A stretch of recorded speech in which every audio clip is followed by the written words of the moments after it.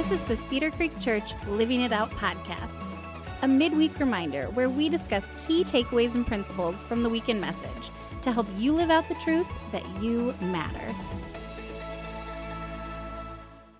Well, hey, everybody, and welcome to the Living It Out podcast, a weekly podcast to help remind you that you matter and to help you live out that truth throughout the week. My name is Casey, and I'm your host today. We are joined by a pretty consistent guest in Marna Ward, and we're also joined by our weekend teacher, Perrysburg campus pastor, Josh Whitlow. Were you clapping for yourself there, Josh, or were you clapping for Marna? We're welcoming each other. Definitely Marna. Yay. Exactly, yeah. So glad to have Josh. Totally kidding. I pump both of you guys are here with us today. I'm excited to jump into a little bit of conversation around Josh's message this weekend, which was so great. I know we got so much great feedback and so much good conversation from it too. So I know we're looking forward to diving into that. But Josh, I'd love for you to share a little bit with us about just like for you the message writing process. You know, like Ben gives you that call. I've gotten that call before too. Like, hey, do you want to teach this weekend? And then what starts to go through your mind? And how much notice did you get too? That's the question I'm curious as well. It was definitely more than a week, because if it was less than a week, I would have had to practice even more what I preached about anxiety, because I like to prepare. So I think he asked me like probably 3 weeks ago. I think it was 3 or 4 weeks ago.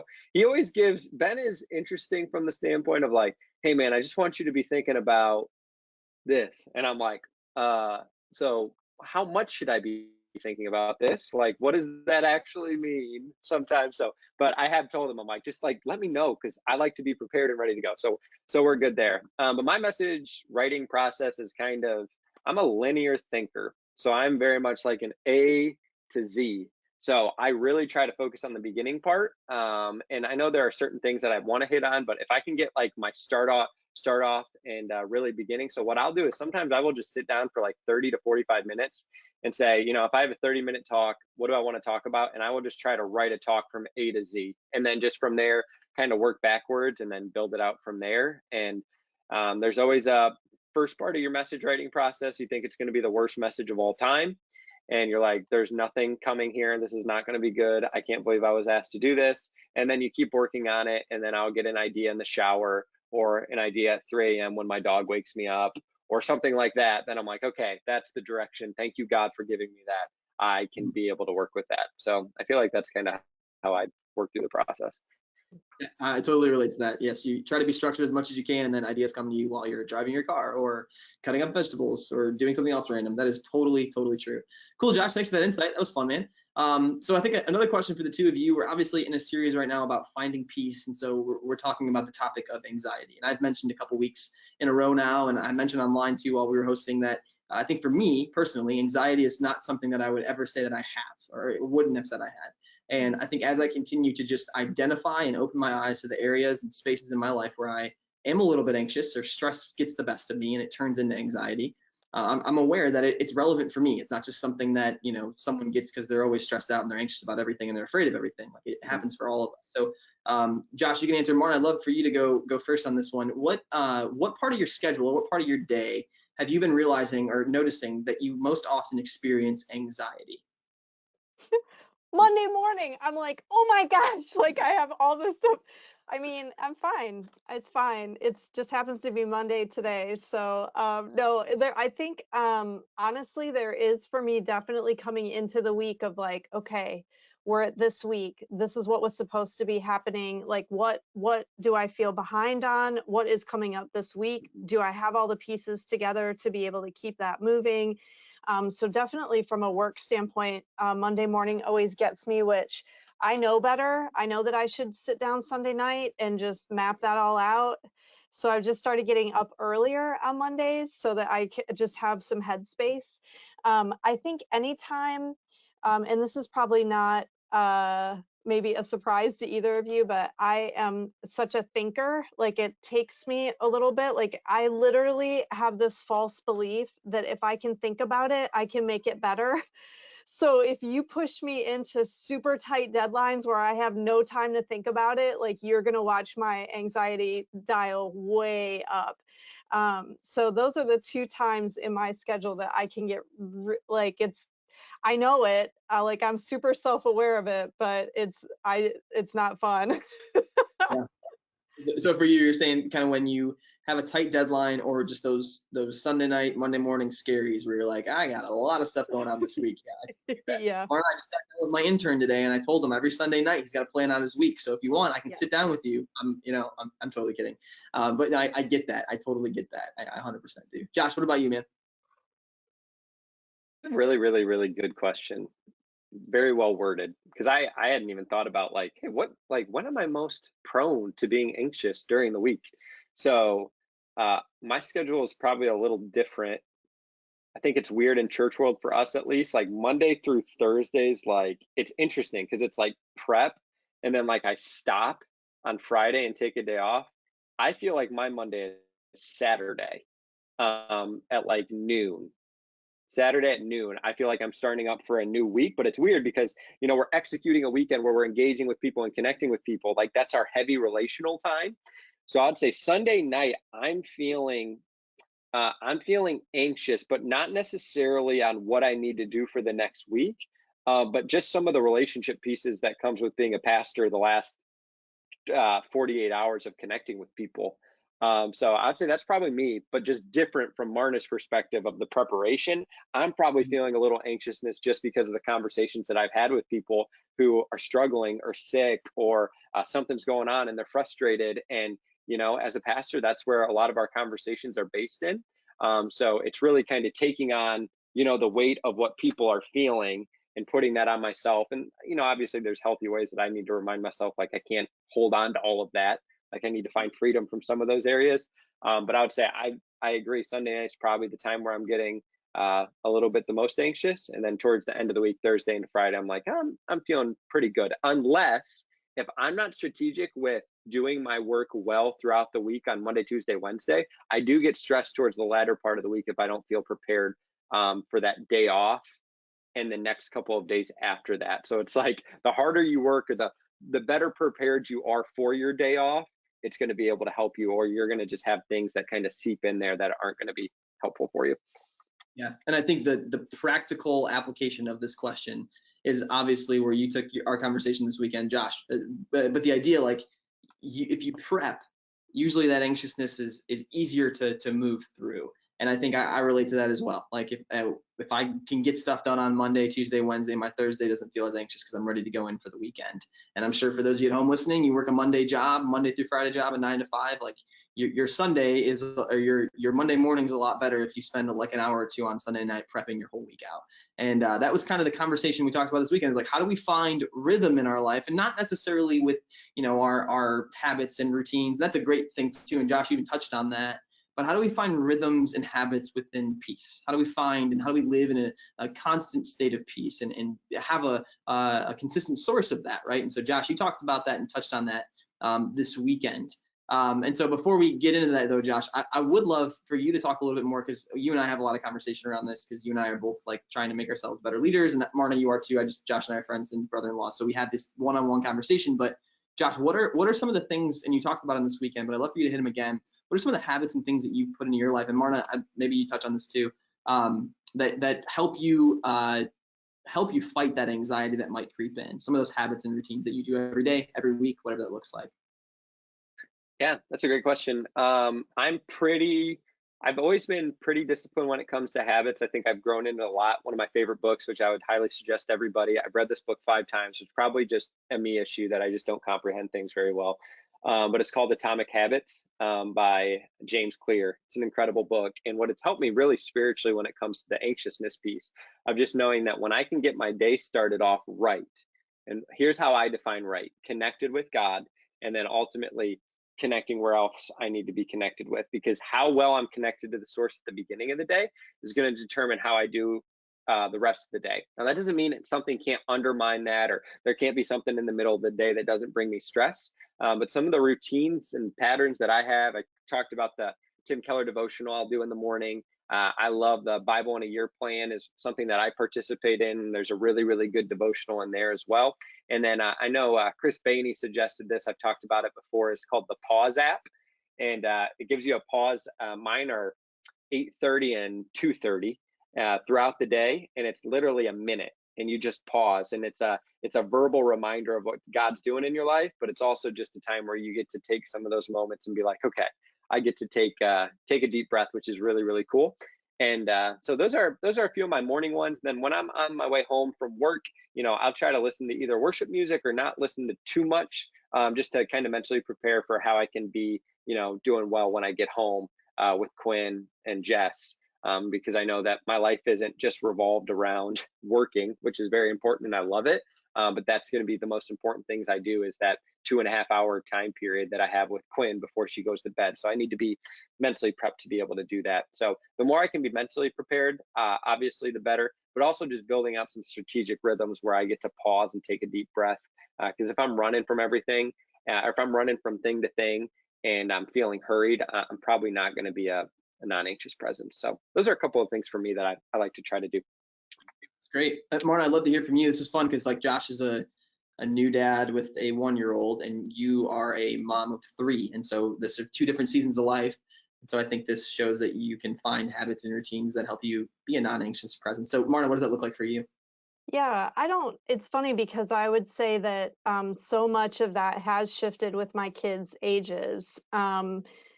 I mean, when they were really tiny, it was just like, let's just figure out how to get through today and throw a devotional in here somewhere. I do remember when they started going to school, I started doing morning prayers with them before they left the house, as a just like, I'm dropping you off at preschool, let's just pray that God is with you today. And like, so I think as they grew, I started to put in rhythms that were more with them. And if you're in the newborn phase, like everything's out the window, just survive it. You got 3 or 4 months that who the heck knows what's going on. Like I was reading stuff at 3 a.m. Like I literally, and so I think one of the really important things has always been taking that time, though, just as a mom, recognizing that whether it used to be 30 minutes and now it's 2 minutes or whatever it is just really carving out that time. I think became such a lifeline for me through a lot of those early years with my kids. And just also refusing to listen to kids' music in the car, just a lifeline for you in case you're about to have kids. Listen to me. You can set boundaries, okay? You don't have to listen to that stuff in the car. You can do your own. For sure. No, I feel that. I totally feel that. That's a great rule. Josh, so for those of you listening, also don't know this, Josh is also my brother-in-law, so his daughter is my niece, and she loves Daniel Tiger right now. And so Josh has been on a Daniel Tiger kick, and that's like all that is. Josh, you want to sing the song for us?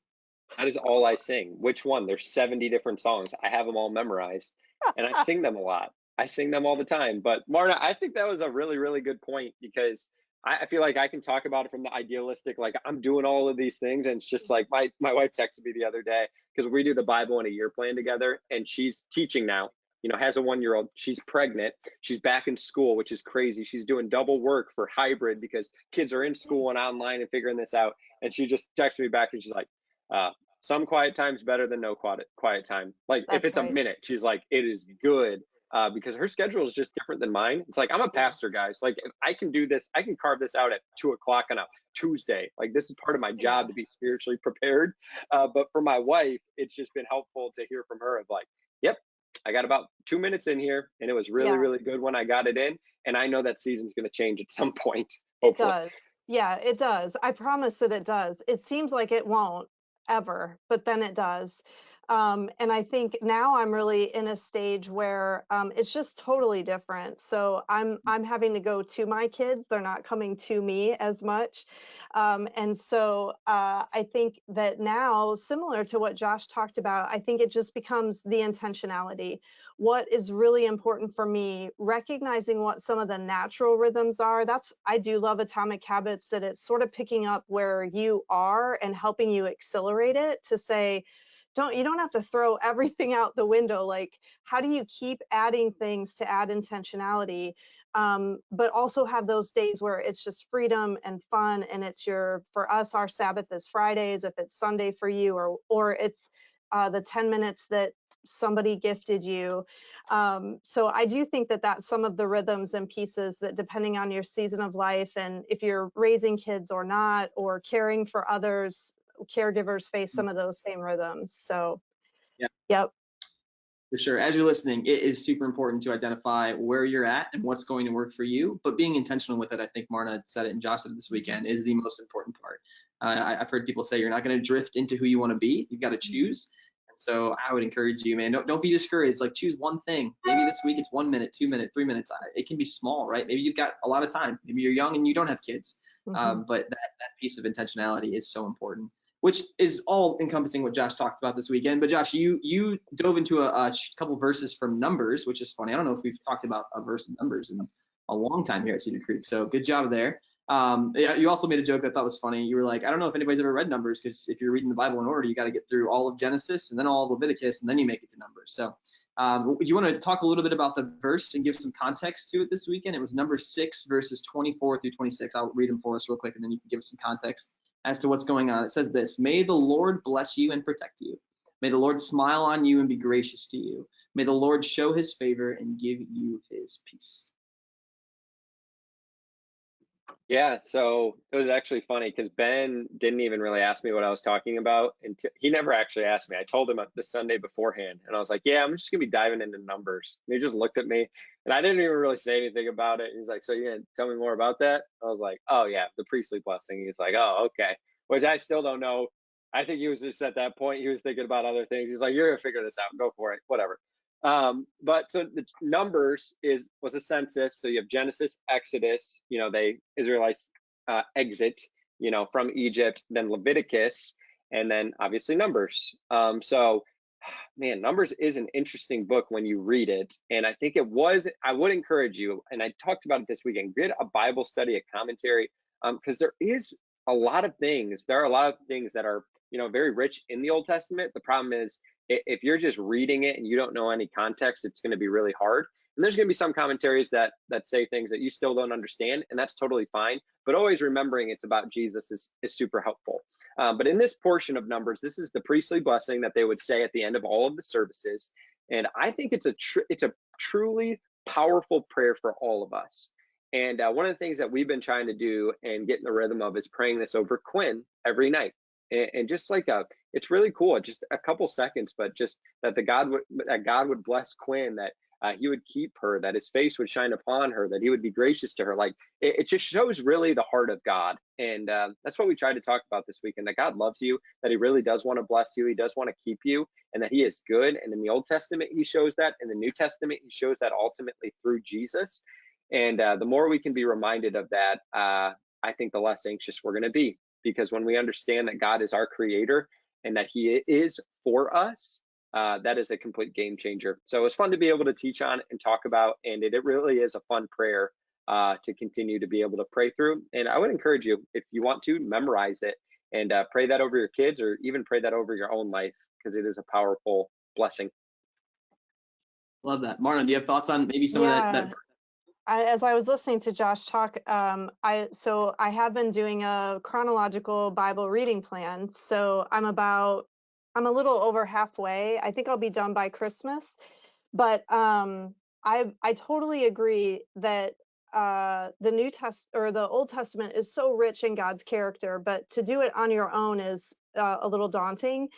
So I loved your advice there. And I think as you were talking, I got to thinking about how, like, a lot of what potentially drives our anxiousness, especially in Western culture, is sort of this like, I'm in it on my own. I got to make it happen. I'm working towards something. Like there's such a striving for our own gain that sometimes, and I'll speak for me, that drove so much of what I did for a long time, that when I think about how that has really been tipped on its head for me, and recognizing that through the Old Testament all the way through, obviously Jesus represents so much of what has already been done for us. So that starting point of like, wow, this is I now get to live from that place. So that relational piece changes how my time looks, what I'm striving after, why I'm doing things, what the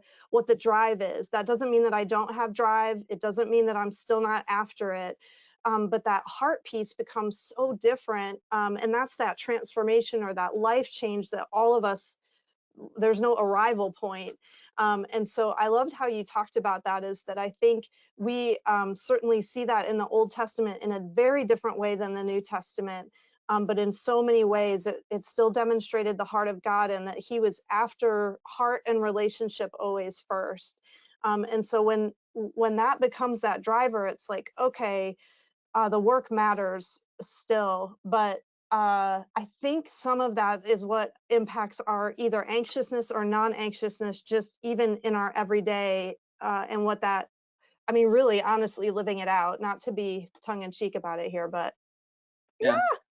That tension that exists, more like you said, like we have intrinsic value even though we don't do anything, yet what we do still matters. And that is the tension we live in when we talk about our value and how does God see us. I actually heard my group last night. I have a group of high school students, and we were watching a Judah Smith talk. He's a pastor of a church in Seattle, and he had a statement. He said, "You are a miracle," is what he said. Like, pray that God persuades you that you are a miracle. And I think that this verse, Josh, I think you mentioned you guys say it over Quinn. I would encourage you, if you're listening, like, say it over yourself. I think putting that verse somewhere this week and just reminding yourself of that truth, I think, is a great step in knowing God and knowing God's heart towards you. So I think that's really what Josh touched on this weekend, and some practices too. Josh, you gave us some super practical ways that we can be reminding ourselves of the blessings and of the joys of life and of all of the things that God does for us. And one of the things you talked about was starting with gratitude, being grateful, being thankful. Talk a little bit about some of those next steps, some of those ways that you practice gratitude that help you stay in the rhythm of peace. Yeah, I've heard different people talk about this. I know for my wife, when she was in high school, she had a gratitude journal. So like she just had this journal, and whenever something popped into her brain, she wrote down something that said thank you for. And it was like, there's like 2,000 things on that list. Like there's so many things. So you can do it the way that you want. The life-giving list was another thing that's just been helpful for me, which you can find one just online, search life-giving list, and it'll give you kind of a template of how you can utilize that. But the more that we can remind ourselves of, all that God has given us, I feel like the more peace we're ultimately going to have. And when we really talk about the Western culture that we have, that Marty, you're talking about, like people are not good at this.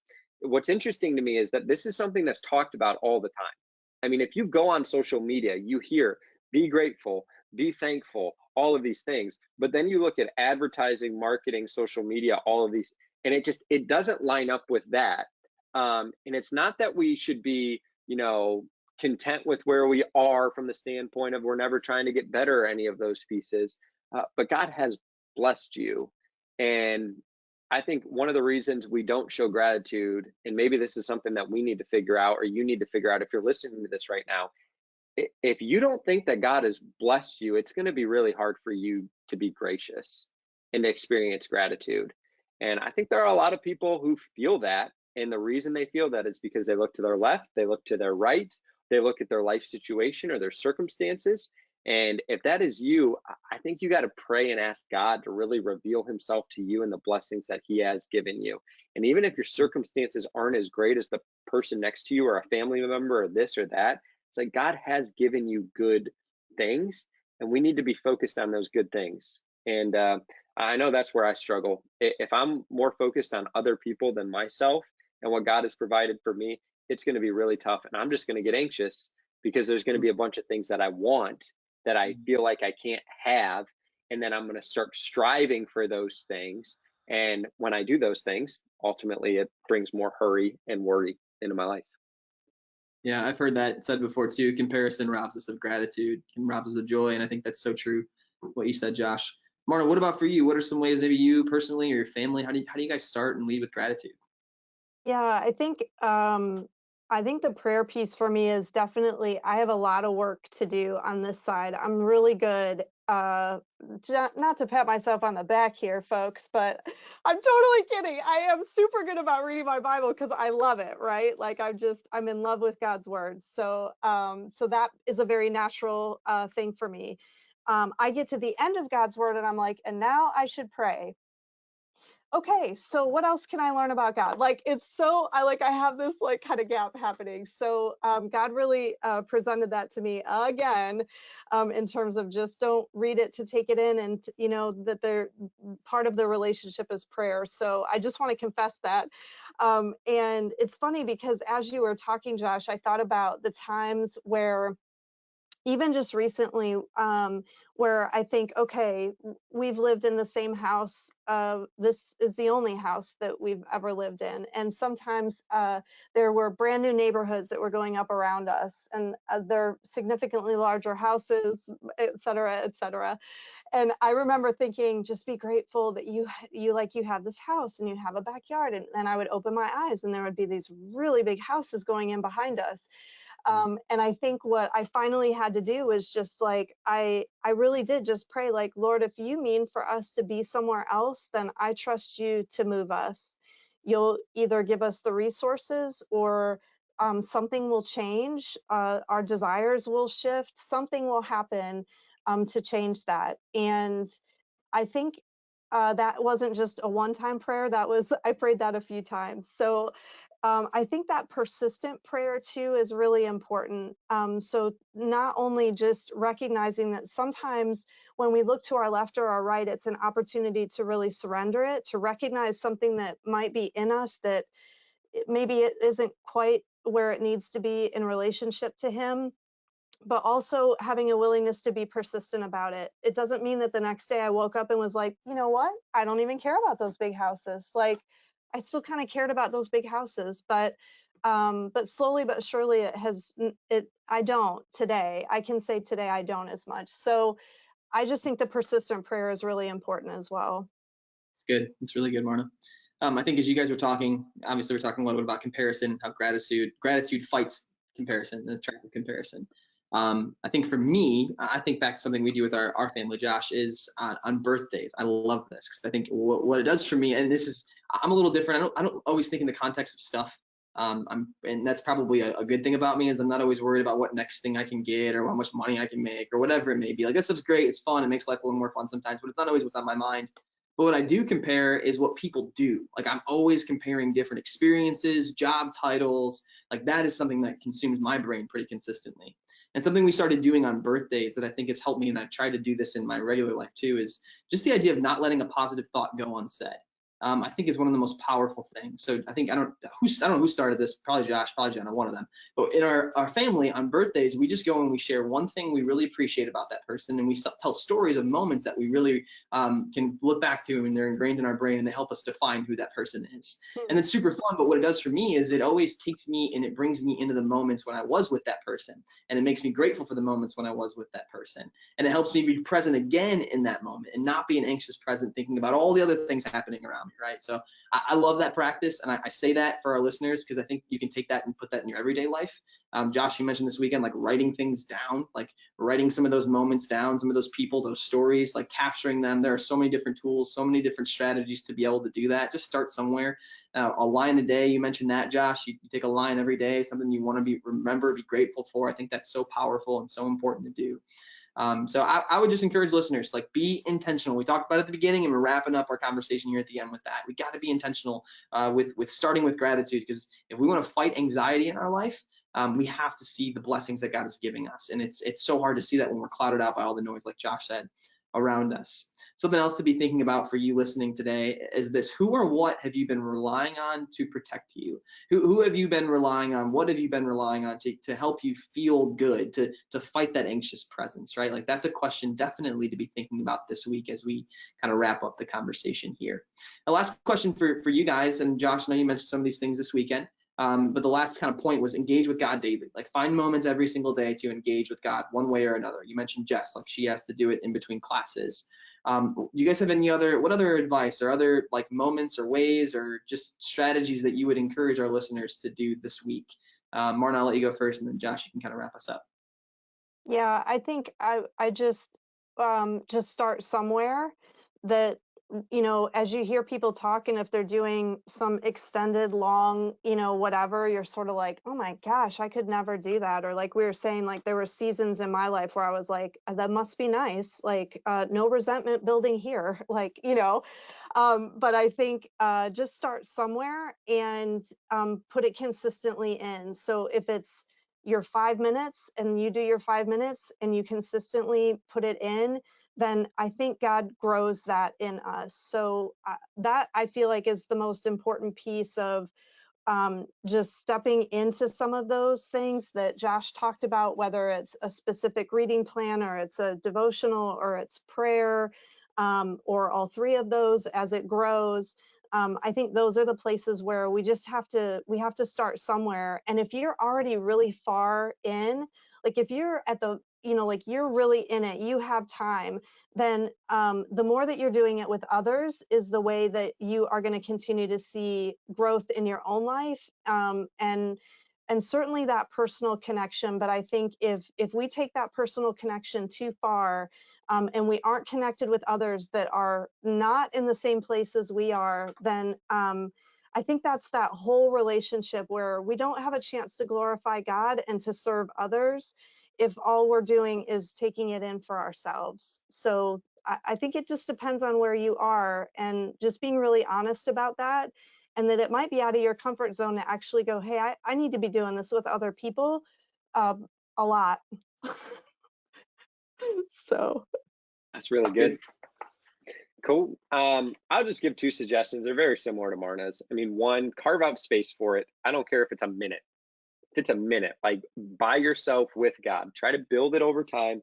If it's 1 minute reading the Bible verse in a plan, or just going on the Bible YouVersion app, setting a reminder and having the Bible app send you the verse. Like if that's it. If it is the living it out before you go anywhere, reading the email, like set aside some space. Hopefully you can build that space over time, but start somewhere. The second one is, and I feel like this is as just someone who loves doing a lot of things at once. I'm a multitasker, which isn't always the greatest thing in the world. Figure out how to involve God in your day where you are going to be doing something.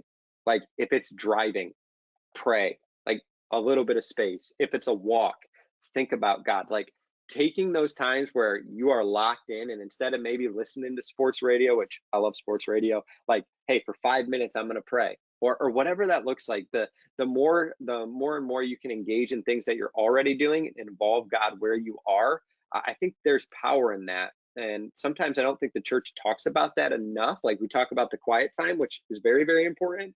But God doesn't just want, a certain segment of your day. He wants to be involved in every aspect of your life. So that's when we start building up the pray first culture in our brains of being like, oh my goodness, all right, I'm walking into this meeting. I'm going to take a 5-second prayer. I think those small deposits over time are going to lead to you living in a non-anxious presence because you're involving God, not just at your beginning of your day, but in small moments throughout the day as well.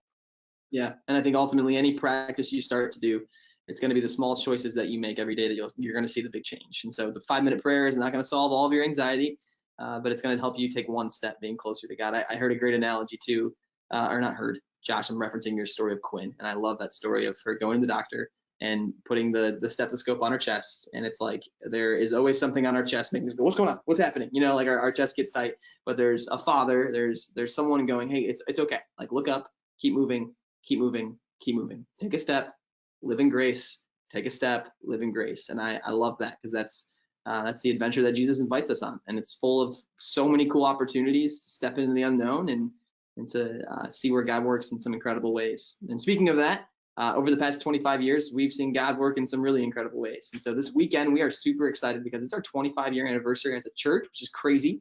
I'm 25. I mentioned that this weekend at the Perrysburg campus, which I think is crazy. Like the church and I are the same age, which is pretty cool. Like for me, I don't mean that as like a feel old, but like it's kind of cool to see just like I've grown up here, and I'm excited this weekend. I know the arts team and everybody else has worked really hard to just kind of celebrate all that God has been doing throughout our church. And so this is a weekend you definitely don't want to miss, whether you're watching online or coming in person. And if you are coming in person, this weekend is also super exciting because we're launching our kids and student services across our campuses. You should see the parent email for those specific service times because I don't want to make some statement that I don't know if it's a fact or not. So see your campus email, ask your campus pastor for the service times that kids and students will be available on the weekend, but I know all of our teams are looking forward to that. Cool. As always, Marna, did I miss anything? I always ask you before I leave, because if I do, then No, you didn't. good.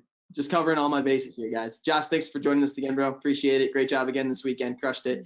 Guys, thanks again for tuning in, for listening. My name's Casey. We're so excited that you're there, or that you're here hanging out with us, and we'll see you guys next week. Again, we hope you were reminded that you matter and that this conversation helps you live out that truth this week. See you later. Have a great week.